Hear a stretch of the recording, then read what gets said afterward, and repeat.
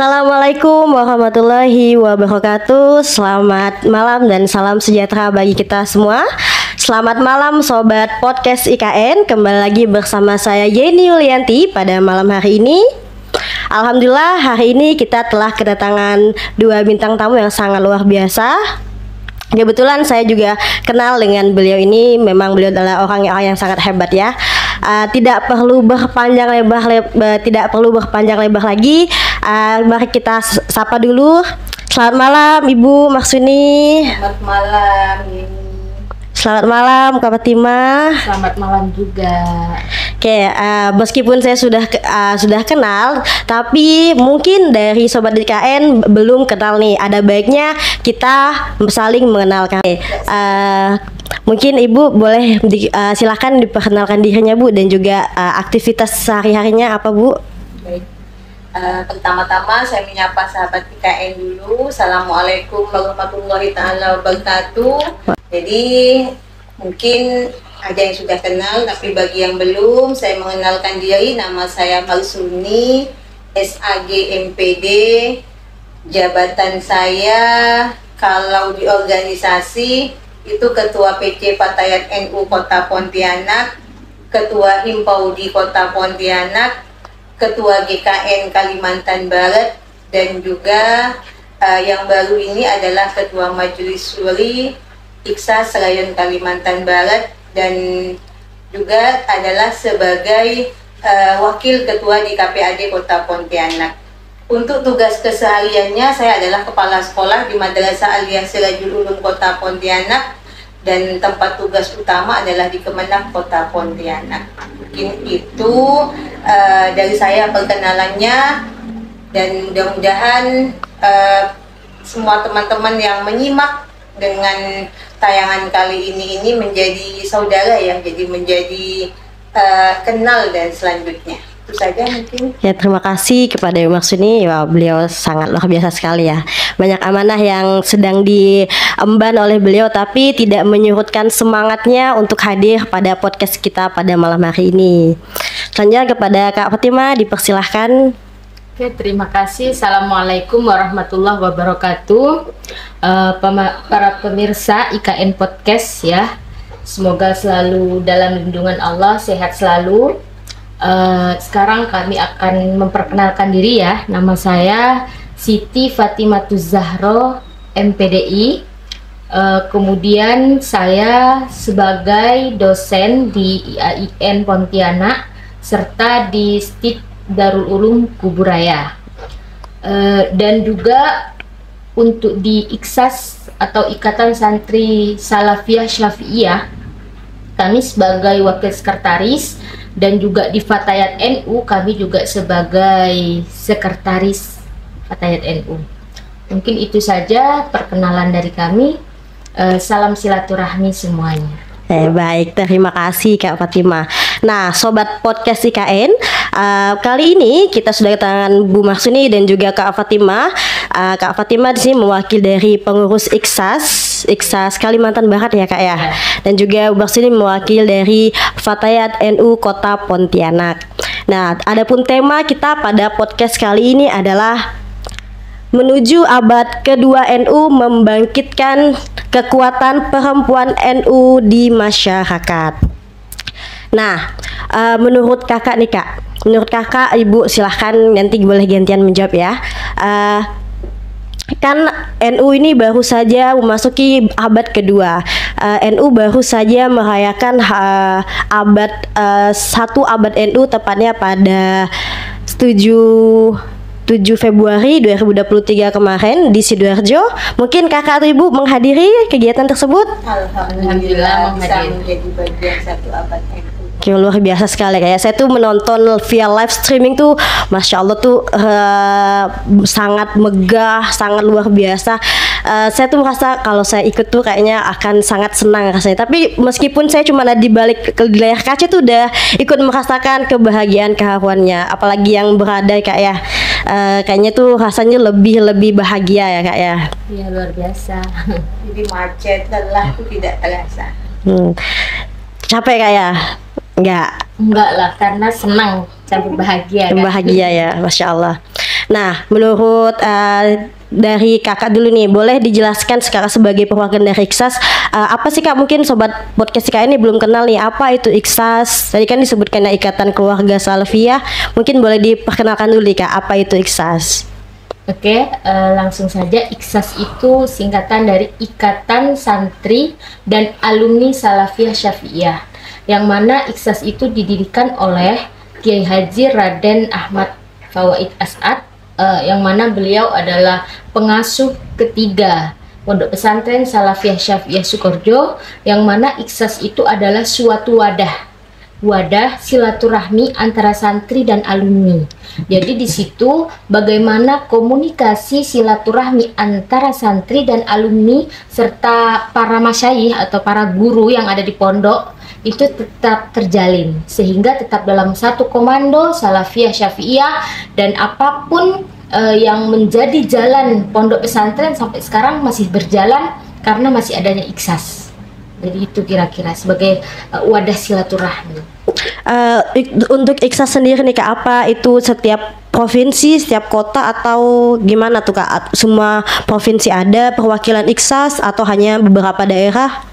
Itu Iksas itu ada, provinsi ada, juga kota ada. Jadi ada rayon, ada subrayon. Rayon itu untuk provinsi, yang subrayon itu untuk kota.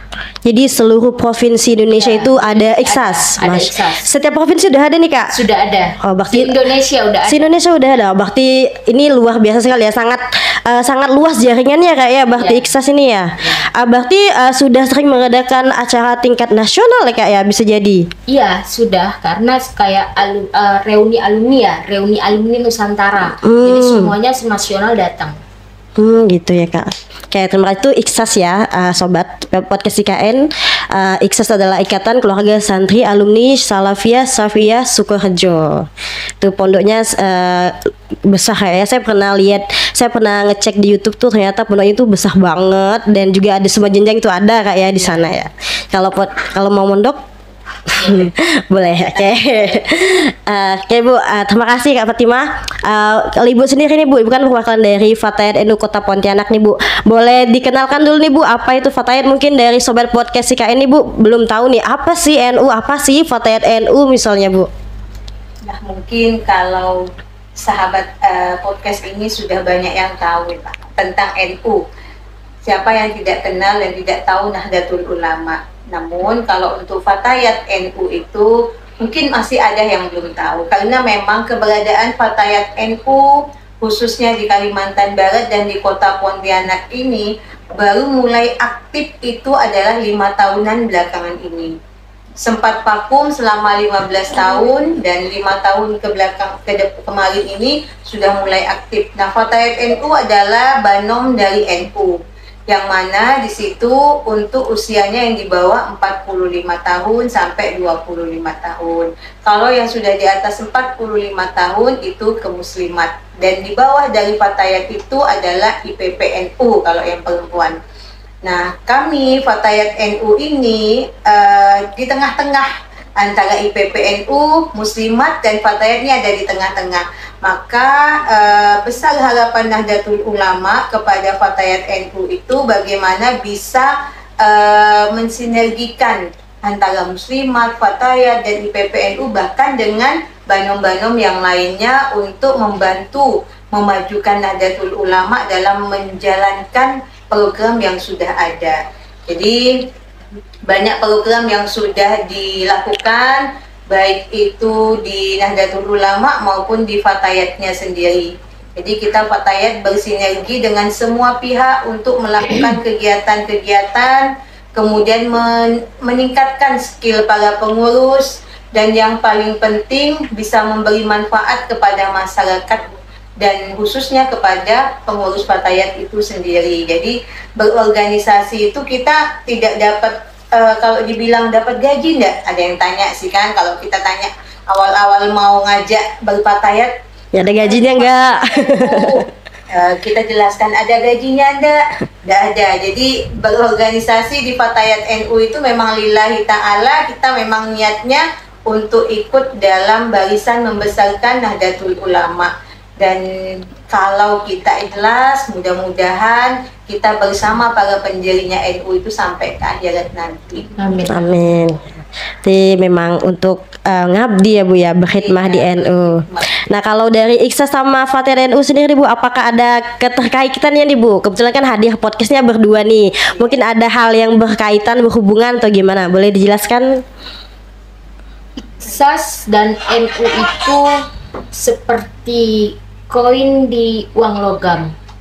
Jadi dia beda tapi tetap satu. Kenapa?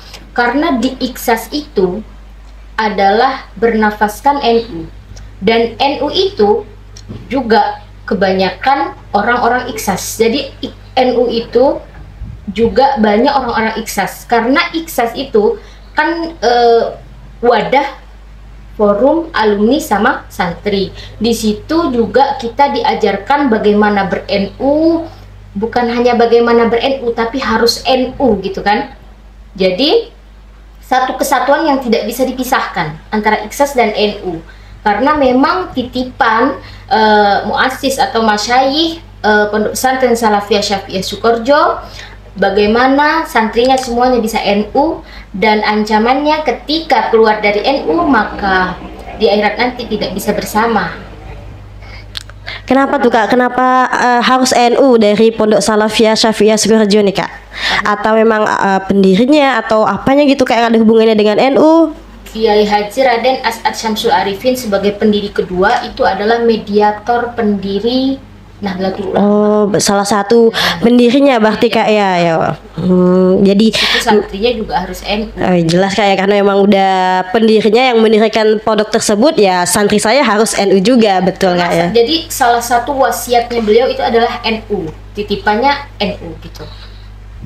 Luar biasa. Memang yang saya temukan juga nih Kak, kebanyakan pondok pesantren daerah Jawa yang memang pesantrennya NU, pasti pendirinya khususnya tuh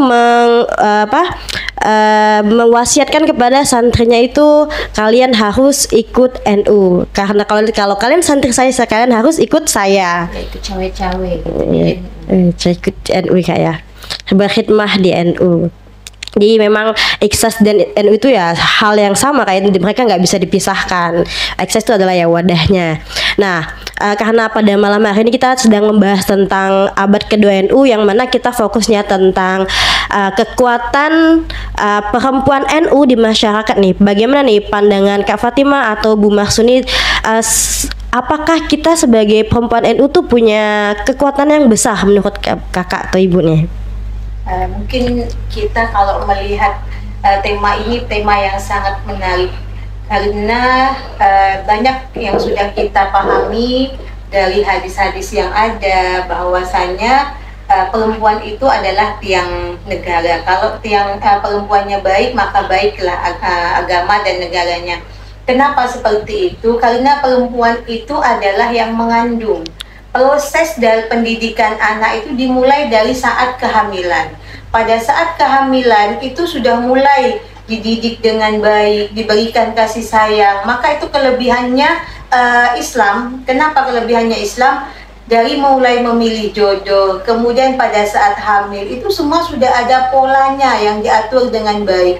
Nah, kalau kita selaku perempuan, selaku yang mengandung anak, tidak punya pengetahuan, kemudian minim pengetahuan agamanya, maka dikhawatirkan juga akan lemah pendidikan agama dan pendidikan anak-anaknya. Maka untuk itu, Nabi sendiri saja mengizinkan perempuan itu untuk menuntut ilmu. Karena apa? Karena ibu adalah madrasah utamanya anak-anak. Jadi kalau kita melihat pendidikan anak di sekolah itu hanya beberapa jam, tapi banyak jamnya itu adalah bersama ibunya. Penting sekali. Maka ada yang kata-kata bijak menyampaikan, kalau kamu mendidik satu laki-laki dan berhasil, maka itu satu itu saja hasilnya. Tapi begitu mendidik perempuan itu berhasil, maka bisa menjadi 10 atau 100, karena dia akan mendidik generasinya dengan baik juga.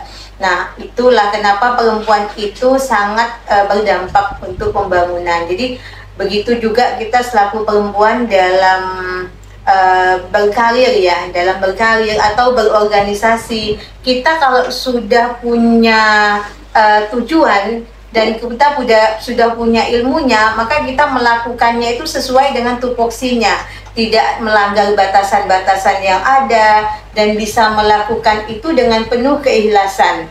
Maka kalau saya sendiri, kenapa mungkin sama juga dengan De Fatimah mungkin kan, atau mungkin santri-santri yang lain, kita punya acuan itu selain ibu kita sendiri adalah bunyai-bunyai kita. Kalau di tempat saya kebetulan bunyai itu pengurus muslimat, pengurus fatayat.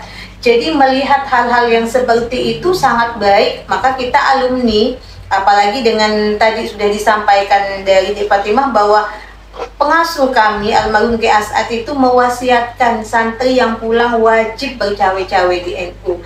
Nah, itu kita selaku santrinya, kita yang perempuan ini harus bisa mengamalkan itu, melaksanakan itu dengan sebaik-baiknya. Jadi kalau kita ingin membantu agama, ingin membantu bangsa, jadilah perempuan yang punya ilmu pengetahuan. Gitu. Karena kalau punya ilmu pengetahuan, maka bisa menjadi perempuan yang baik, kemudian bisa menjadi istri yang soleha, insya Allah bisa menjadi ibu yang menjadi tauladan untuk anak-anaknya, dan yang paling penting bisa menjaga dirinya dari hal-hal yang tidak baik. Ya, sebesar itu Bu ya kekuatan yang dimiliki oleh kita perempuan. Nah, dari Fatayat ataupun dari Ikhlas sendiri nih, sudah kekuatan apa sih yang udah dibangun dalam tubuh Ikhlas ataupun Fatayat sendiri, dari segi pengurus ataupun alumni ataupun langsung terjun ke masyarakat? Kalau di Ikhlas itu yang dilakukan itu pengkaderan, baik pengkaderan dari bidang ekonomi, pendidikan, kemudian satu lagi politik.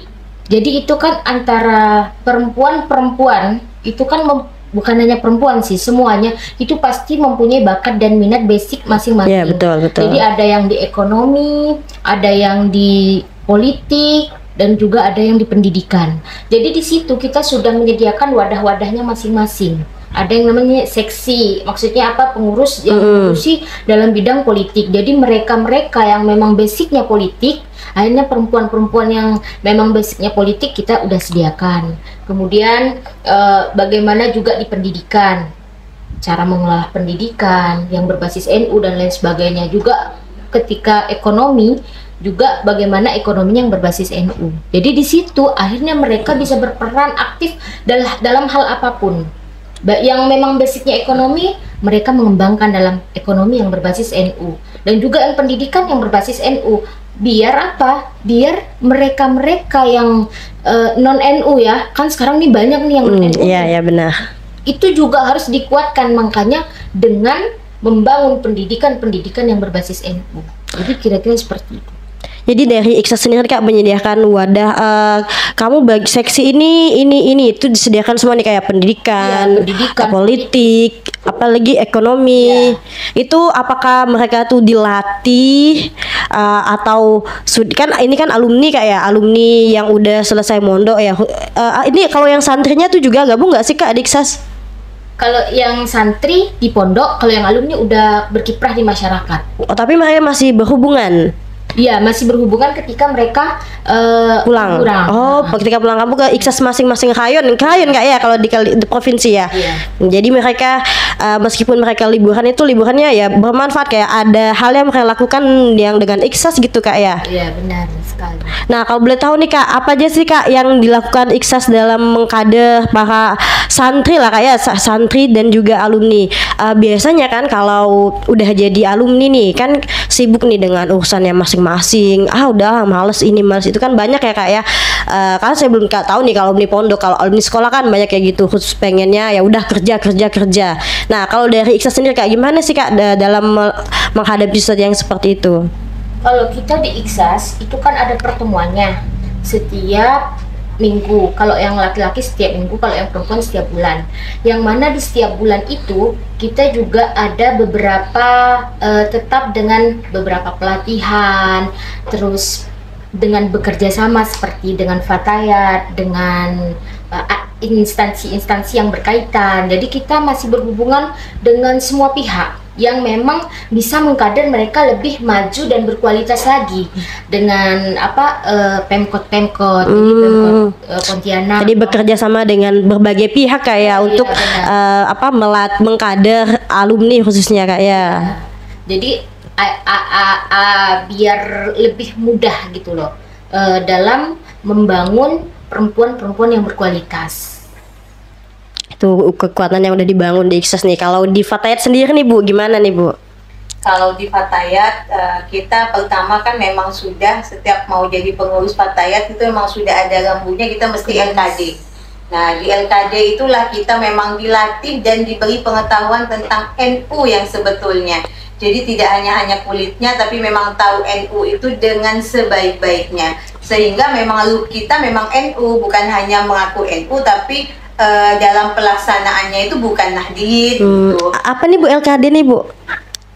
Perpanjangan LKD Bu? Latihan kepemimpinan dasar. Nah itu, jadi bagi mau bergabung dengan Fatayat, baik itu di tingkat ranting, PAC maupun di PC, pimpinan cabang, kita LKD dulu. Itu tujuan LKD itu mematangkan, kemudian memberikan pengetahuan sedalam-dalamnya, sejelas-jelasnya tentang Nahdlatul Ulama, sejarah berdirinya NU, kemudian apa tujuan kita masuk di NU, di Fatayat, kemudian visi misinya NU dan Fatayat itu apa, dipahami dengan jelas, sehingga pada saat kita sudah menjadi organisasinya, sudah bergabung, kita betul-betul bisa menjalankan itu dengan baik.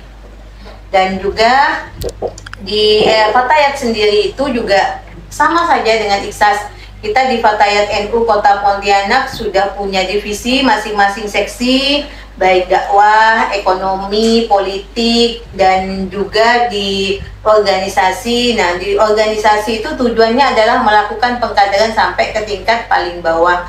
Nah, kalau untuk di ekonomi, supaya teman-teman yang ada di Fatayat itu punya skill, karena perempuan itu kita menghimbau bahwasanya kita perempuan itu harus punya keahlian.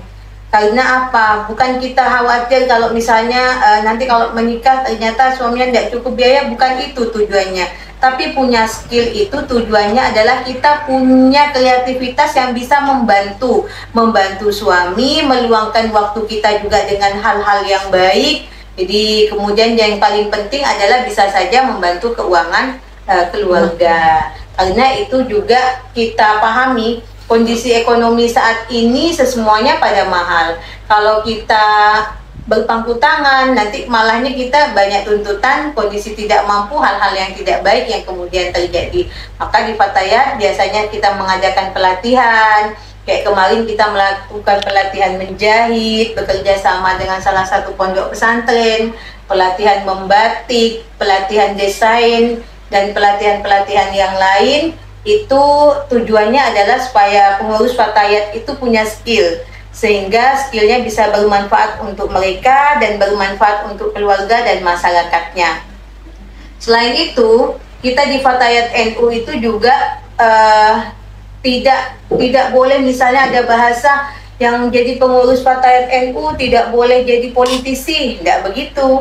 Karena di Fatayat NU malah ketua yang kemarin itu Mbak Anggi, anggota DPR RI Pusat. Nah, jadi silahkan kader Fatayat yang punya potensi, punya bakat di politik, silahkan.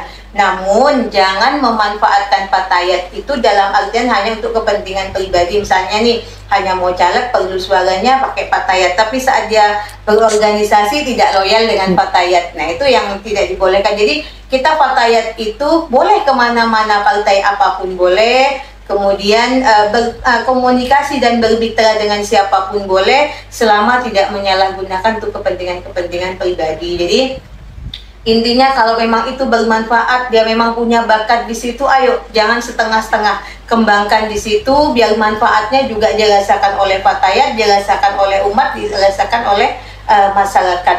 Jadi kayak untuk ketua Fatayat Pusat yang saat ini adalah Mbak Margaret, beliau adalah salah satu pengurus KPAI, jadi Komisi Perlindungan Anak Indonesia. Jadi nyambunglah dengan saya saat ini yang menjadi wakil ketua KPAI di Kota Pontianak. Ya, jadi pesan beliau waktu kemarin kita hadir di Akernas ya di Palembang, silahkan sahabat-sahabat Fatayat skillnya itu diasah dan gunakan sesuai dengan bakat dan minatnya. Yang memang bakatnya menjadi pengusaha, ya ayo jangan nanggung-nanggung, jadilah pengusaha muslimah yang memang bisa menebar manfaat untuk banyak umat. Yang ingin menjadi politisi, lakukan menjadi politisi itu jangan nanggung-nanggung, targetnya menang gitu kan. Nah, sehingga kalau menang bisa memberi manfaat juga untuk organisasi dan umatnya. Dan juga bagi yang misalnya bakatnya dakwah, jadilah dakwah yang memang jalurnya adalah NU. Jangan berdakwah dia pengurus Fatayat tapi dalil-dalilnya atau acuannya bukan dari NU. Nah itu, jadi kita harus sesuai dengan rembu yang sudah ditetapkan, dan kita juga harus tetap komitmen dengan apa yang sudah dialurkan dari pengurus PP Fatayat NU sampai kita di bawah ini PC sampai ke rantingnya. Jadi kalau masuk Fatayat nih nggak bisa langsung masuk Bu ya, harus ada LKD. Apalagi untuk saat ini kan kita sudah terorganisasi dengan baik, sehingga kalau tidak di LKD itu ada kemungkinan nanti tuh pemahamannya belum maksimal gitu tentang NU, dan menjalankannya itu masih tidak maksimal.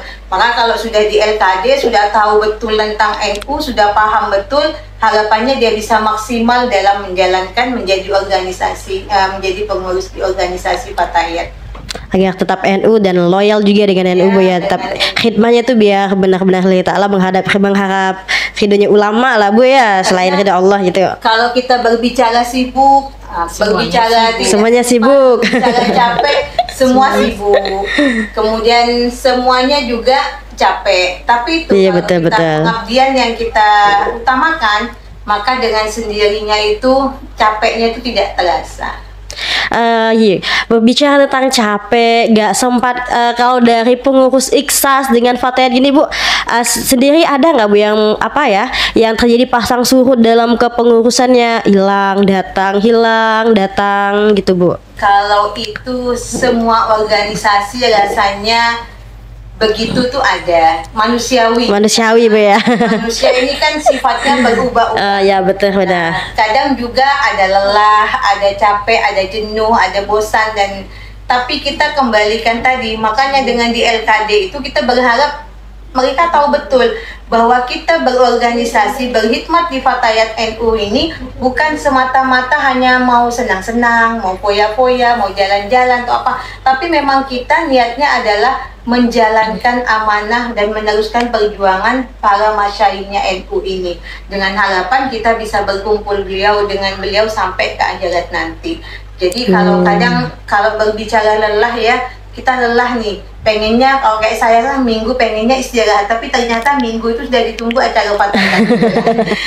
Lebih banyak istirahatnya. Tapi ya kalau bilang udah nanti lelahnya capeknya inilah yang jadi obat kita buat sehat gitu, akhirnya tetap jalan. Dan alhamdulillah sudah untuk 3 tahun ini Fatayat NU Kota Pontianak sampai saat ini sudah bisa menyelesaikan programnya itu sampai tuntas, dan mudah-mudahan nanti kita setelah Lebaran ini insya Allah akan halal bihalal sekaligus pelantikan pengurus ranting Fatayat se-Kota Pontianak. Udah sampai ranting Bu ya. Berarti kalau dari Fatayat sendiri tuh Bu, dari tingkat pusat lalu ke wilayah, Ibu di kota cabang, di bawah Ibu apa lagi Bu? PAC.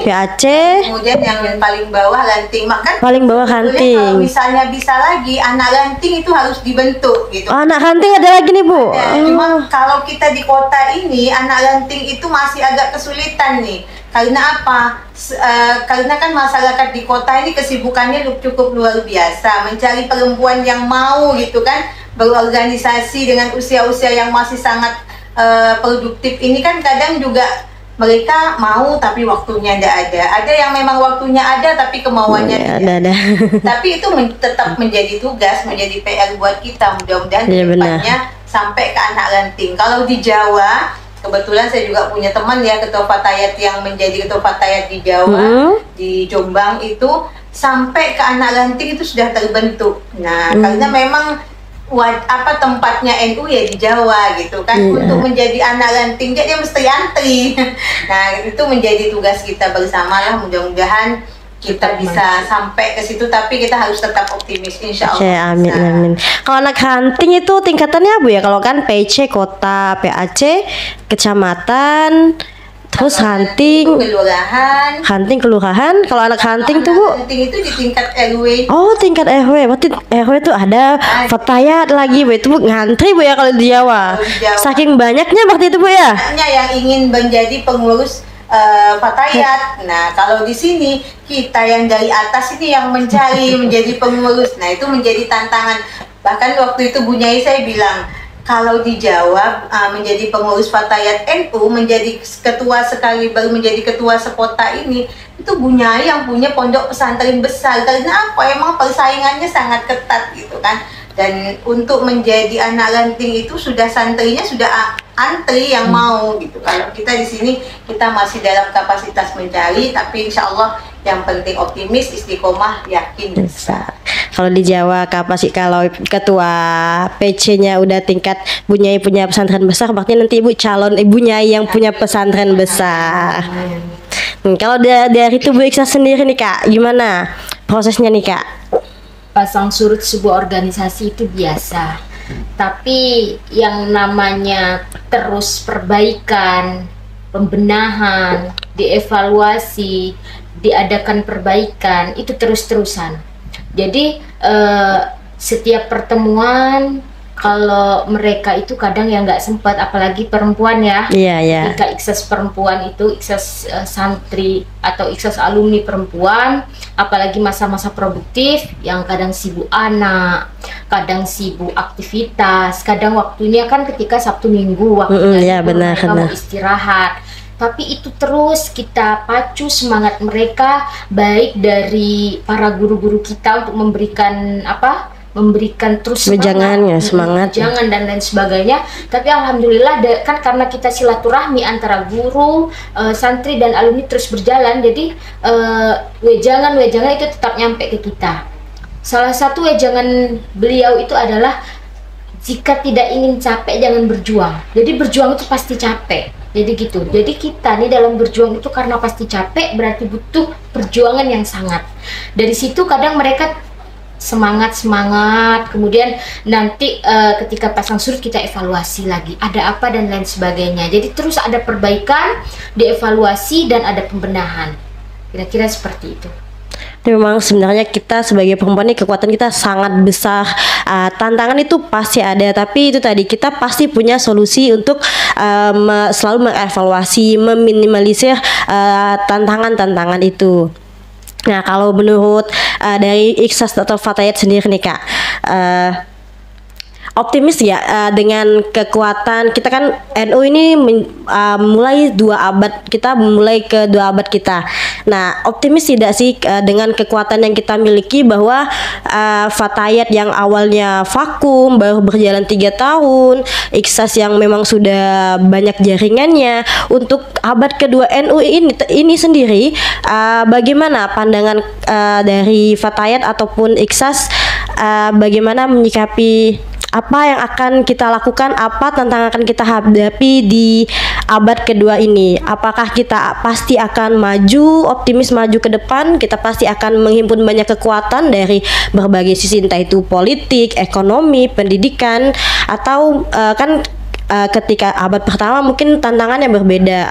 Ketika kita abad kedua ini juga pasti berbeda. Apalagi kita sudah masuk era digitalisasi, apa-apa digital, apa-apa media. Nah, bagaimana sih menurut Ibu maksudnya pun Kak Fatimah kekuatan yang akan kita himpun menyongsong abad kedua NU ini? Menurut saya kita optimis. Kita NU itu menuju abad kedua, khususnya perempuan NU, insya Allah akan bisa lebih memberikan manfaat untuk masyarakat dan insya Allah bisa lebih maju. Kenapa? Karena tadi dari NU, PPE NU-nya sampai PP Fatayat NU itu sudah memberikan contoh, memberikan program kepada kita untuk bisa dilaksanakan dengan baik. Dan kemudian memang betul tantangan kita saat ini adalah di era digitalisasi ini, bagaimana kita juga warga Nahdliyin ini melek teknologi. Jangan sampai kita kalah dalam media ini dan kemudian akhirnya yang muncul di media adalah hal-hal yang hoax, ya paham-paham yang tidak kuat dasarnya dan paham-paham yang menyimpang. Nah itu, maka kita warga Nahdien ini juga harus melek IT, memahami. Kita melihat bahwasanya saat ini kita perempuan tidak hanya menghadapi hal-hal yang nyata, yang tidak nyata itu ternyata juga menjadi ancaman, menjadi godaan, dan bisa menjadi halangan buat kita. Tantangannya begini kadang untuk perempuan nih. Kadang kalau kita dulu sebelum ada HP, kita lebih fokus bagi ngurus anak. Iya, bagi ngurus anak nih. Fokus nih, jadi memang betul-betul, tapi sekarang sibuk dengan main HP bisa saja terkurangi. Nah, sehingga kemudian bagi yang sudah punya anak harus mengingatkan bahwasanya media ini disediakan adalah memberikan manfaat, yang tidak baik jangan diikuti. Maka mungkin saya juga karena kebetulan diwakil KPAD Kota Pontianak berharap orang tua itu bisa melek teknologi, terutama ibu ya, dari fatayatnya saya mengajak melek teknologi. Jangan sampai anak itu HP-nya terpassword, orang tuanya tak bisa membuka. Karena banyak yang terjadi itu ketidaktahuan orang tua di bidang teknologi, anak yang canggih akhirnya mereka salah pergaulan, sampai melakukan hal-hal yang salah disebabkan karena IT yang mereka miliki. Oleh sebab itu maka terus asah kemampuan kita sebagai perempuan Nahdien. Kemudian kita juga harus paham bahwasanya IT ini adalah teman kita, bukan musuh kita. Kalau kita bisa memahami, mengambil manfaatnya, mengambil hal-hal positifnya, maka bermanfaat untuk kita. Tapi kalau kita tidak mau belajar, kita akhirnya tertinggalan, digilas zaman. Dan jangan sampai anak kita malah yang menjadi korban dari IT ini. Jadi intinya kami selaku pengurus Fatayat itu optimis. Dan harus optimis. Kenapa? Karena kita dikasih contoh yang baik. Dan kita juga sudah dikasih rambu-rambu yang jelas. Maka untuk bisa mewujudkan apa yang sudah menjadi cita-cita Nahdien, pendiri NU, untuk bisa membawa keselamatan di dunia sampai ke akhirat nanti, maka jangan lepas dari Al-Quran dan hadis. Namun kita juga tidak mengenyampingkan ilmu dan teknologi, karena ilmu teknologi itu juga tidak menyimpang dari Al-Quran dan hadis selama memanfaatkannya itu untuk kebaikan. Memang harus melek teknologi ya zaman sekarang ini Bu ya. Kita pemasaran saja sudah pakai teknologi. Iya, benar-benar. Bapak Salam bilang, suami saya, istri saya jalan ke pasar, tapi paketnya tidak berhenti datang. Paket gitu Bu ya. Gitu kan? Nah itu juga bagian dari yang dulunya itu kita kalau mau lebaran biasanya harus ke pasar. Desak-desakan ya. Sekarang kita cukup sambil tiduran check out gitu kan. Nah itu bagian juga memudahkan kita untuk bisa lebih fokus nih, ibadahnya tidak perlu panas-panasan. Benar-benar. Namun juga kita memilah-milah, jangan selalu check out sedangkan kemampuan kita terbatas gitu kan, nanti malah jadi masalah dalam keluarga. Iya, betul. Yang penting sesuai dengan tupoksi yang ada, kerjakan apa yang menjadi tugas kita dengan sebaik mungkin. Insya Allah dengan berfatayat NU, dengan kita berorganisasi, maka menambah pengetahuan, yang paling penting itu menambah mental kita. Karena berorganisasi itu menghadapi banyak kepala, tidak semuanya sependapat, tidak semuanya juga satu frekuensi. Iya, nah benar. disitulah kita mengasah bagaimana yang berbeda itu menjadi satu kekuatan, bukan tandingan, menjadi kekuatan untuk membesarkan organisasi kita bersama-sama. Ya, Fatayat ini optimis kita pasti jadi lebih baik Bu ya dalam besok abad kedua. Karena sudah terbukti sampai saat ini sahabat Yeni juga sudah bisa berbuat ya, menjadi host di sini di IKN, dan mungkin juga bisa dalam kegiatan-kegiatan yang lain. Intinya kita mari bersinergi, dan kami Fatayat terbuka untuk siapapun untuk bekerja sama selama itu membawa manfaat untuk agama dan bangsa, khususnya untuk perempuan. Kalau dari Iksas nih Kak, optimis nggak nih? Iksas pasti akan terus maju, nggak akan meredup mundur tiba-tiba hilang. Apalagi kan Iksas dengan NU kan dekat ya. Pendiri Ponpes Iksas itu adalah salah satu pendiri dari NU sendiri. Kalau bagi Iksas sangat optimis. Kenapa? Saat ini perkembangan zaman dari berbagai hal itu semuanya maju, ya kan ya, dari teknologi, pengetahuan dan lain sebagainya. Pengetahuan saat ini apa yang tidak bisa kita peroleh? Kita buka HP, kita mau nanya apa saja ada di situ. Kita mau seperti apa, baik di bidang ekonomi, baik di bidang politik, pendidikan, semua cara-caranya, praktek-prakteknya. Kalau dulu kan teori doang, baca buku, selesai. Tapi saat ini, praktek-prakteknya semuanya ada. Itulah kegunaan salah satunya perkembangan teknologi. Dan salah satu juga kenapa kita juga optimis, kita selalu menghimbau kepada perempuan-perempuan Iksas itu bisa mendewasakan teknologi, tidak lagi mengikuti kabar-kabar hoax. Kemudian bagaimana bisa menempatkan sesuatu pada tempatnya. Ketika sekarang kan gini, main HP dimanapun sekarang main HP. Makan main HP, berinteraksi main HP. Kalau bisa gitu loh, itu tidak serta-merta HP terus. Jadi didewasakan tuh maksudnya begini, bisa melakukan semestinya dan tidak seharusnya gitu. Semestinya gimana sih? HP itu dipakai saat dibutuhkan. Ketika nggak dibutuhkan, ketika lagi berinteraksi dengan orang, itu disimpan. Iya, benar-benar. Saat ini kan nggak semuanya HP, bahkan yang dekat jadi jauh, yang jauh jadi dekat. Itu namanya tidak dewasa. Jadi saat ini bagaimana juga himbauan kepada semuanya bisa mendewasakan teknologi.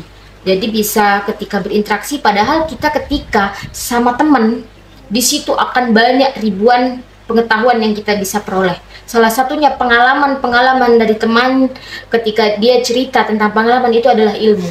Jadi ilmu itu tidak harus di buku, tidak harus di HP, tidak harus di YouTube dan lain sebagainya. Teman sendiri itu juga adalah ilmu.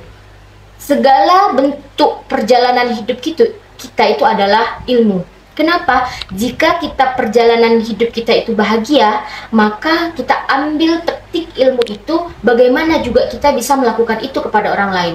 Dan juga ketika pun perjalanan hidup kita itu gagal dan lain sebagainya, itu juga ilmu. Atau teman kita gagal dan lain sebagainya, itu juga ilmu. Bagaimana teman kita tidak seperti teman kita, begitu. Misal kita ambil pelajarannya, bisa ngambil pelajaran, hikmahnya dari semuanya gitu, termasuk teknologi. Jadi memang teknologi memang plus minus, kita memang harus melek teknologi, tapi plus minus semuanya. Ya minusnya apa? Ya itu kadang mereka lupa waktu, sampai lupa anak, lupa segalanya dan lain sebagainya. Tapi kalau didewasakan, semuanya itu bisa berguna. Kenapa? Masak sekarang nggak ada orang nggak bisa masak. Tinggal searching tutorial gitu ya Kak ya. HP pun orang-orang yang bekerja sekarang, kalau orang nggak bekerja itu berarti malas. Kenapa? Semua pekerjaan bisa. Ya, benar-benar. Manusia itu punya skill, iya betul, bakat dan minat. Dan di HP tinggal liasah Kak ya, tinggal liasah.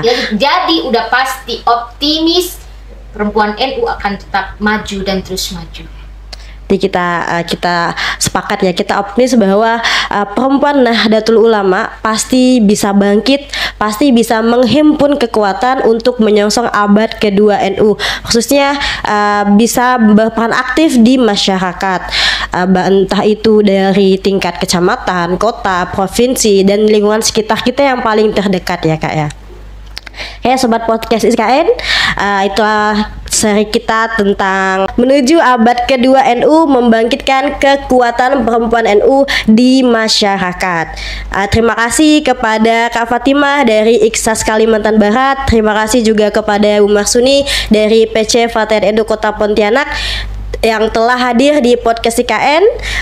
Terima kasih Sobat Podcast IKN yang telah menyaksikan podcast kami. Mohon maaf apabila ada salah kata. Mungkin cuma itu yang bisa kami sampaikan. Sampai jumpa di episode selanjutnya bersama saya Yeni Yulianti. Akhirul kalam, jangan lupa untuk subscribe, like, comment, and share di podcast IKN. Jangan lupa ya, kita punya akun Instagram, TikTok, dan juga YouTube. Oke? Kami akhiri. Wassalamualaikum warahmatullahi wabarakatuh. Waalaikumsalam.